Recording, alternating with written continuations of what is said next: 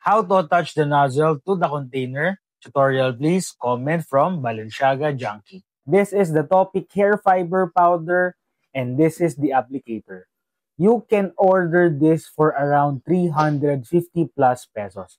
So when you receive it, this is the powder and the applicator.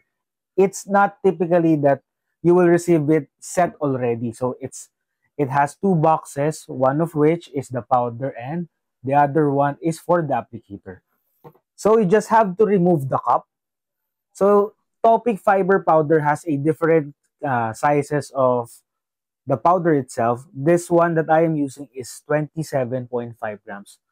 So you just have to remove the cup. This is the cup. And for the top method, we are using this powder alone. So this top part, this is removable. So it has thread, so you can easily remove it. And this is the sprayer or applicator or the nozzle.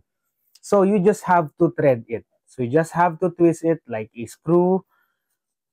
So just rotate it clockwise. And there you go. You have the set already.